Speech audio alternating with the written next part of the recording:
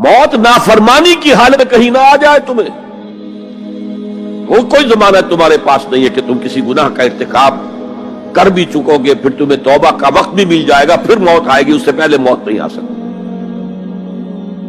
کیا معلوم عین اس گناہ کے ارتکاب کے دوران موت آ جائے، وہ موت کیسی ہوگی؟ شاید آپ کے علم میں ہو، لکھنؤ کے ایک بہت بڑے شاعر تھے اور ان کی موت بہت ہی مکروہ حالات میں واقع، رات کو 2-3 بجے، جس کو آپ انگریزی میں کہتے ہیں in the small hours of the morning, شراب خانے سے نکلے، نشے میں دھت، چکر آیا، گرے، اور ساتھ ہی بدرو جا رہی تھی گندی نالی، اس میں گر گئے، وہاں سے لاش برآمد۔ کیسی موت ہے یہ؟ نافرمانی کی حالت میں موت آئی ہے، شراب کے نشے کی حالت میں موت آئی ہے۔ اور کیا یہ ممکن نہیں ہے کہ کوئی شخص بدکاری کا ارتکاب کر رہا اور عین اسی فعل کے دوران موت آ جائے؟ اچھا، اب اگر آپ نے طے کر دیا نہیں مروں گا مگر حالت فرما برداری میں، اس کی ایک ہی شکل ہے، کوئی لمحہ بھی نافرمانی میں بسر نہ ہو، مبادا اسی لمحے موت آ جائے۔ ہر لمحے کا پہرا دیجئے، ہر ساعت کی پوری حفاظت کیجئے، کہیں نافرمانی کا کوئی ارتکاب نہ ہو اور عین اس حالت میں کہیں موت نہ آ جائے۔ میں وہ حدیث آپ کو سنا چکا ہوں، لا یزنی الزانی حین یزنی وہو مومن، کوئی زانی حالت ایمان میں زنا نہیں کرتا، جب وہ زنا کر رہا ہوتا ایمان اس کے دل سے نکل کر اوپر سر پر منڈلاتا رہتا۔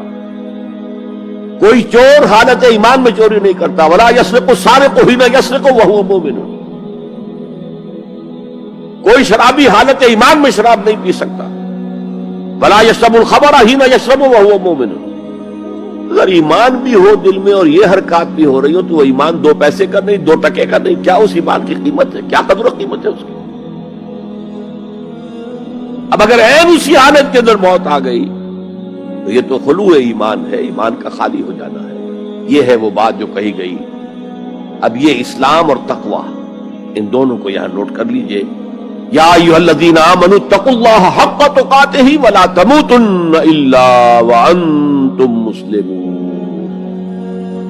اے ایمان کے دعوے دارو، اللہ کا تقوی اختیار کرو جتنا کہ اس کے تقوی کا حق ہے، اور دیکھنا موت نہ آنے پائے مگر فرما برداری کی حالت۔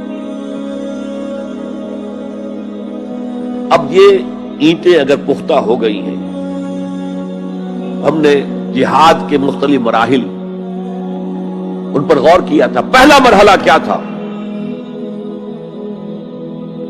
نفس امارہ کے خلاف جہاد، شیطان اور اس کی ذریت سلبی و مانوی کے خلاف جہاد، بگڑے ہوئے معاشرے کے جو پریشرز ہیں ان کے خلاف جہاد۔ یہ 3 جہاد کر کے کما حقہ فرض کیجئے کہ اب آپ تقوی اور فرما برداری کی روش پر راسخ ہو گئے، قائم ہو گئے۔ اب اگلا قدم کیا ہے؟ اب ان اینٹوں سے فصیل بنانی ہے۔ اینٹیں تو مضبوط ہو گئی، پوری طرح پک گئی، پختہ ہو گئی۔ وہ جو اقبال کہتا ہے کہ خام ہے جب تک تو ہے مٹی کا ایک انبار تو، اور پختہ ہو جائے تو ہے شمشیر بے زنہار تو۔ اور جس سے اکبر الہآبادی نے بھی کہا ہے، اس سے بھی بہتر انداز میں کہا ہے، تو خاک میں مل اور آگ میں جل، جب خشت بنے تب کام چلے، ان خام دلوں کے عنصر پر بنیاد نہ رکھ، تعمیر نہ کر۔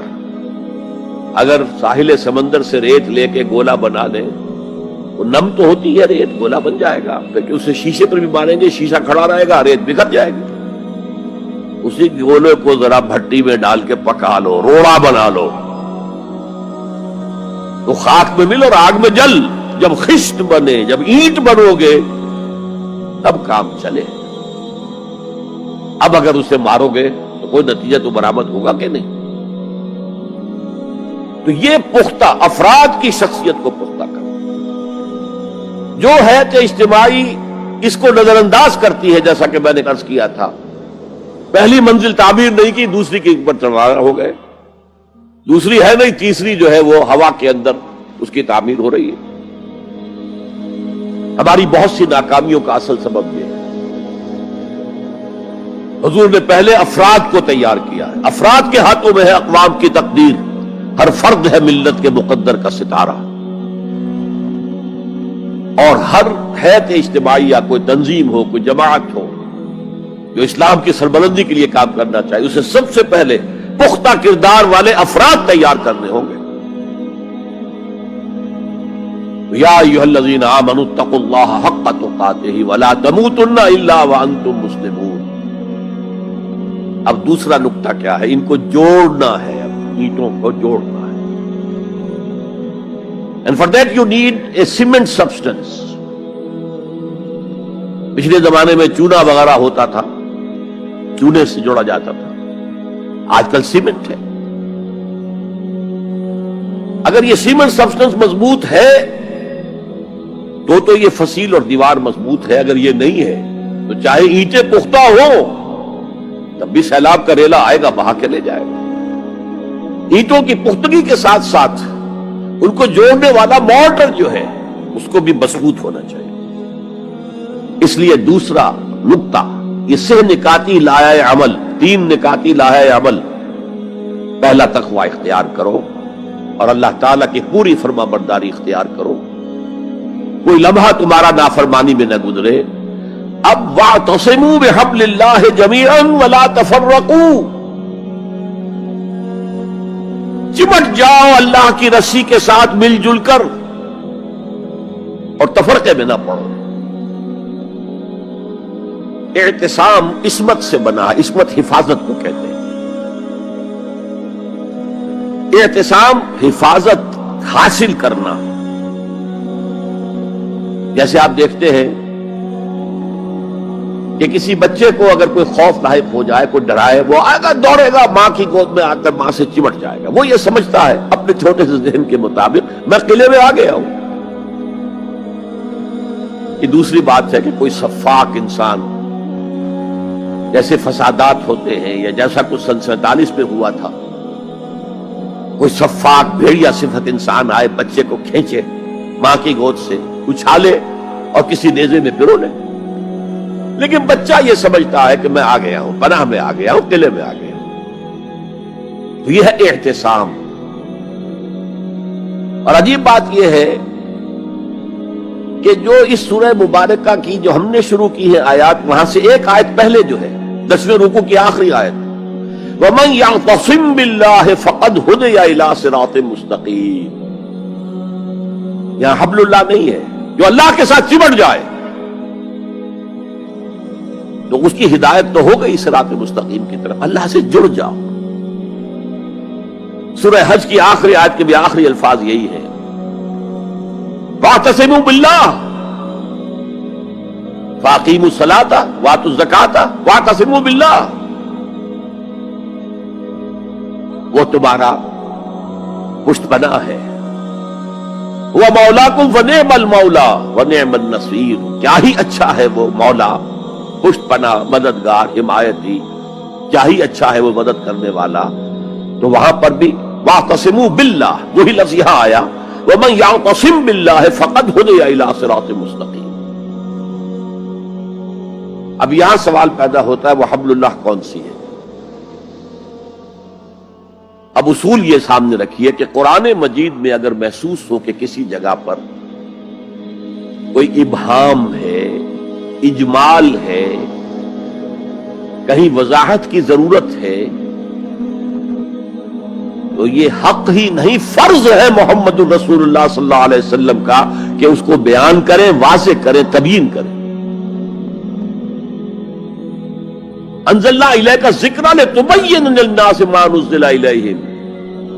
اے نبی، ہم نے آپ کی طرف یہ الذکر اس لیے نازل کیا ہے کہ آپ لوگوں کے لیے واضح کریں وہ شے جو ان کے لیے نازل کی گئی، ان کی طرف بھیجی گئی۔ آج ایک عظیم ترین فتنہ ہمارے ہاں جو ہے وہ انکار حدیث کا ہے۔ وہ گویا کہ حضور کو یہ حق ہی دینے کو تیار نہیں۔ کہ قرآن مجید کی آیات کی توضیح کریں، تبیین کریں، جہاں کہیں کوئی سوال پیدا ہو اس کا جواب دیں. لیکن یہ جان لیجئے یہ حضور کا صرف حق نہیں، فرض. مجھے ایک بڑا تلخ تجربہ ہوا تھا لاہور میں 1973 میں، وہ جو عالمی کانفرنس ہوئی تھی لاہور میں، دنیا کے تمام مسلمان ملکوں کے سربراہ وہاں جمع تھے.